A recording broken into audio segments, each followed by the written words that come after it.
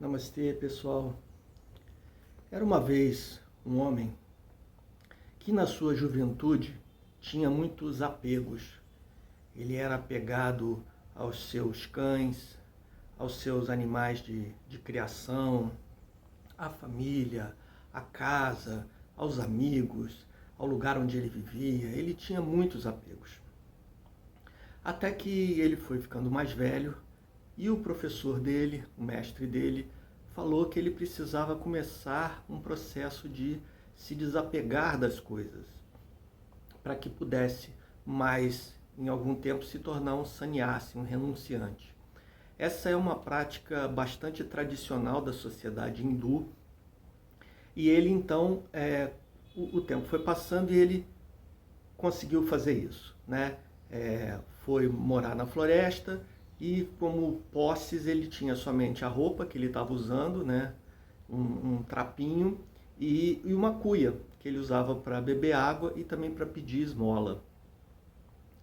E ele foi, com o tempo, se aproximando do rei. O rei gostava muito de conversar com ele, porque ele era um homem versado nas escrituras, conhecia o Veda, conhecia as histórias das Upanishads, era um praticante, um meditador muito sério.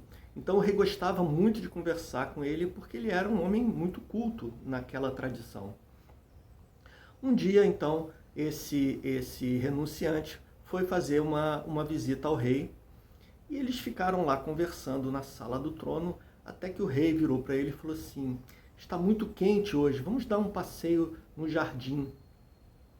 E aí eles iam saindo quando o rei virou-se para ele e falou assim: não precisa levar a sua cuia, deixa a cuia aí no trono, porque nós vamos com vários serviçais e se a gente precisar de água ou frutas ou alguma coisa, eles vão ter ali para nos atender.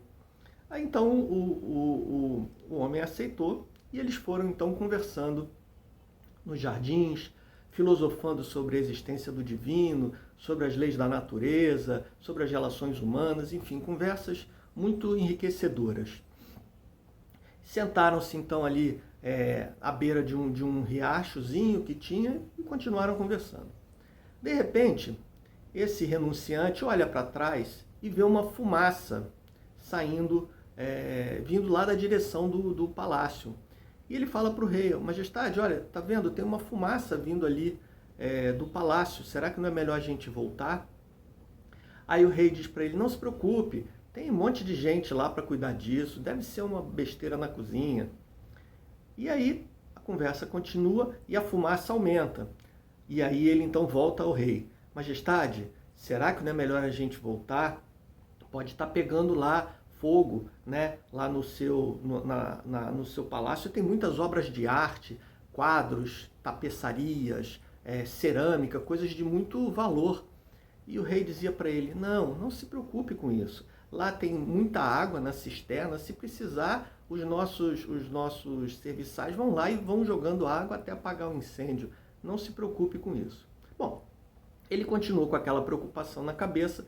E aí, passados uns 2, 3 minutos, chega um mensageiro a cavalo, dizendo assim, desceu do cavalo, fez uma saudação ao rei e disse: majestade, eu queria dizer que o castelo começou a pegar fogo, uma parte dele, e agora está chegando na sala do trono. Então eu achei melhor vir avisar sua majestade para saber o que a gente faz. A gente continua tentando apagar o fogo, a gente tenta salvar o trono, né? Aí o rei falou: não se preocupe, meu filho, faça o melhor que vocês puderem. Se conseguirem apagar o fogo, melhor, mas se não, não tem problema, a gente depois reconstrói, faz outra sala de trono, outro trono se necessário. Aí nisso o renunciante levanta-se muito assustado e diz assim: mas majestade, é na sala do trono, bem em cima do trono que ficou a minha cuia.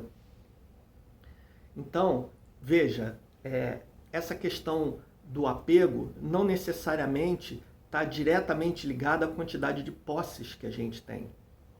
Talvez você conheça pessoas que têm muitos objetos materiais, dinheiro, casas, enfim, patrimônios, e que são desapegadas desses objetos. Enquanto há outras que quase nada têm ou têm muito pouco e que se apegam àquelas coisas com muita intensidade. E todas as formas de desapego, que em sânscrito é chamada de vairagya, elas são necessárias. Por quê? Porque todo apego é uma forma de prisão. É uma prisão agradável, né? Muitas vezes são correntes feitas de flores, mas elas ainda assim são correntes. E a gente precisa aprender a lidar com essa relação que nós temos com os objetos.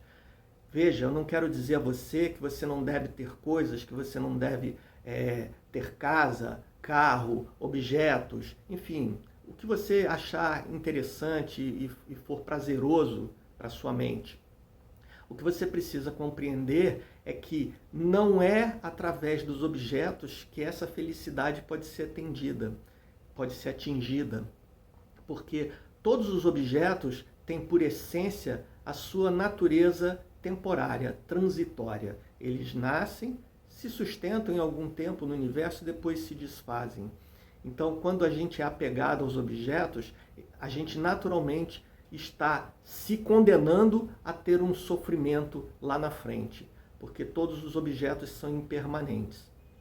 O que a gente precisa entender é que a felicidade já é o nosso estado natural, já é a nossa verdadeira natureza. Faça as ações que você achar que deve para ter os objetos, desfrute dos objetos, mas tenha consciência de que eles são impermanentes e que o próprio incêndio, né, da vida, dos tempos, vai se encarregar de levá-los embora. E você precisa continuar sua jornada com ou sem eles. Namastê.